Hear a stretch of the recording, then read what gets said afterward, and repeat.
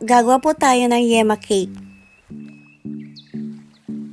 Dahil cake po ang gagawin natin, kailangan po muna natin gumawa ng chiffon cake. Sa isang bowl, maglagay po tayo ng isang tasang cake flour, 1/4 cup na sugar, kalahati hanggang isang kutsarang baking powder. Kailangan din po ng kalahating kutsaritang asin. Kung wala naman po kayong cake flour, pwede po ang all-purpose flour, pero kung gusto nyo ng masarap na chiffon cake, cake flour po ang gamitin nyo. Then, sasalain po muna natin to ng 2 beses bago natin ilagay ang iba pang ingredients. Gagamit din po ako dito ng lemon juice. Kung wala naman kayong lemon, pwede po ang calamansi juice. Yung iba po, suka lang ang ginagamit nila, pero para sa akin, mas maganda pong gamitin ng lemon or calamansi para po dagdag aroma. Dito naman po sa lugar ko, ang karaniwang ginagamit nila yung powder na citric acid. Itong maaasim na binabanggit ko po sa inyo ang siyang tutulong para lumambot ang chiffon cake nyo. Pagkatapos pang masala ang cake flour, tuloy na po tayo sa paggawa ng chiffon cake. Magdagdag po tayo dito ng 4 na pirasong egg yolks. I-separate po natin yung egg whites dahil gagamitin po natin din yon mamaya. By the way, ang ginamit ko po dito ay room temperature medium size egg po. Maglalagay din po tayo dito ng oil. Ang ginamit ko po ay vegetable oil. Pwede po ang canola oil, kahit anong oil, basta po yung hindi maamoy. Naglagay din po ako dito ng 1/2 cup na tubig lang. Tubig lang po ang ginamit ko dito para mabalance ko po yung tamis. Pero pwede po kayong gumamit ng milk or pineapple juice kung yun ang trip nyo. At syempre, 2 kutsarang lemon juice. Nagdagdag din po ako dito ng 1 kutsarang vanilla extract or vanilla essence. Tapos po, pagsamasamahin po natin lahat ng mga ingredients sa pamamagitan po ng paghalo. Ito po sa part na to, kahit anong klaseng halo ang gawin nyo, pwede. Basta po matunaw yung cake flour at walang buo-buo. Pagkatapos pong mahalo at wala nang buo-buo, itabi po muna natin at gagawa po tayo ng maringe. Dahil may 4 na piraso tayong egg yolks na nilagay, ito po yung 4 na pirasong egg whites niya. Gamit po ang hand mixer, i-whisk po natin ang egg whites hanggang maging soft peak. Pero bago po yun, nagdagdag po ako dito ng 1 teaspoon na lemon juice. Pwede po ang cream of tartar o pwede po ang suka. Nagdagdag din po ako dito ng 1/4 cup na sugar. Bali, dinagdag ko po yung sugar ng pautay-utay. Bali, ilalagay nyo po yung sugar pag medyo nag-uulap-ulap na yung wini-whisk nyo. Kasi po baka hindi umalsa. 1/4 na sugar lang po ang dinagdag ko, pero kung gusto nyo po ng matamis na chiffon cake, kayo na pong bahalang magdagdag. Tuloy lang po ang pag-whisk hanggang sa ma-achieve natin ang soft peak. Yung pong parang ulap na puti. Siguraduhin nyo lang po na yung egg whites nyo ay pure egg whites. Wala pong nahalong pula kahit konti. Siguraduhin nyo din po na yung gamit na gagamitin nyo sa paggawa ng maringe ay malinis at tuyo or dry. Bukod po sa acid na nilalagay natin kagaya ng cream of tartar, lemon or suka, hindi na po yan aalsa pag minahalong iba. Pero maaari din po siyang umalsa, pero konti lang. Hindi nyo po ma-achieve ang soft peak. Pagkatapos po nating ma-achieve ang soft peak na ating maringe, pwede na po natin pagsamayan ang maringe at ang ating cake flour. Bali, pinagsama ko lang din po sila ng pautay-utay lang. At dito po kung maaari, ang gamitin nyo pong technique ng paghahalo ay yung cut and fold. Medyo sensitive na po kasi ang part na to. Kailangan po hindi tayo makakuha ng hangin. Kasi po pag nakakuha ng hangin, titigas po yan o magbubutas-butas at hindi magiging pino ang chiffon cake. Bali, marahan lang po ang paghalo. Naka times 2 lang po kasi tong video kaya parang mabilis. Mas masarap po kasi kung yung parang mamon ang kakalabasan ng chiffon cake nyo.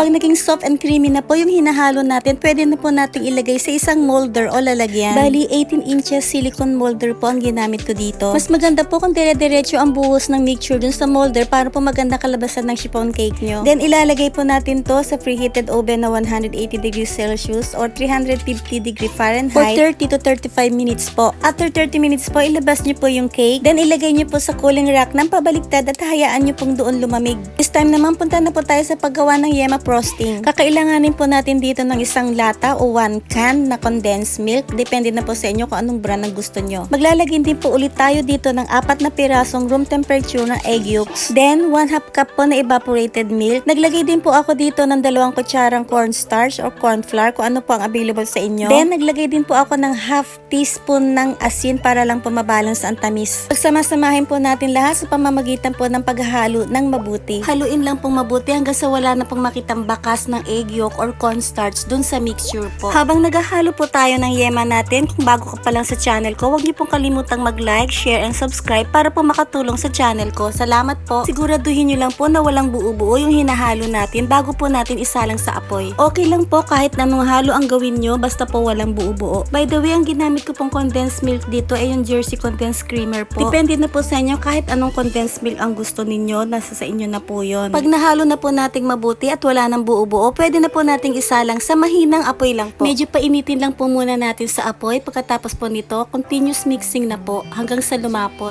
Tapos alalay po tayo sa gilid ng kawali o scrap po natin yung mga nasa gilid para po hindi masunog. Pag may nasunog po kasi makaka-apekto po yun sa lasa ng yema natin. By the way, pwede nyo pong lagyan ng flavor ang yema ninyo. Pwede po ang melon flavor, ubi flavor, o buko pandan flavor. Pero po yung sa akin, natural flavor lang po. Pagka ganyan pong lumalapot na yung mixture natin, malapit na pong maluto yung yema natin. Depende na po sa inyo kung gaano kalapot ang gusto nyo sa yema ninyo. Kung gusto nyo pa po ng medyo malapot, continuous mixing lang po hanggang sa ma-achieve nyo yung gusto nyo sa yema nyo. Para po sa akin, okay na po ito. Pagkatapos nyo pong ma-achieve yung gusto nyong lapot sa yema nyo, patayin nyo na po yung apoy. At this time po, ilalagay na po natin yung last ingredients. Bali yung butter po. 3 tablespoon butter lang po ang nilagay ko dito. Pero kung gusto nyo ng maraming butter, pwede nyo pong dagdagan. Pwede po ang unsalted or salted butter. Kayo na po ang bahala. Tunawin lang po natin yung butter at pwede na pong ilagay yan sa cake natin. Tanggalin nyo muna po sa apoy, ilagay sa lalagyan at takpan po ng plastic wrap bago po natin balikan yung pinalamig nating chiffon cake kanina. Idikit nyo po yung plastic wrap dun sa yema mismo pag tatakpan nyo na para po walang hangin. Baka po kasi tumigas yung yema pag nahanginan. By the way, kung may tanong po kayo, mag-comment lang po kayo sa comment section para masagot ko po kayo. Pag naihanda nyo na po yung chiffon cake nyo, pwede nyo pong lagyan ng yema frosting.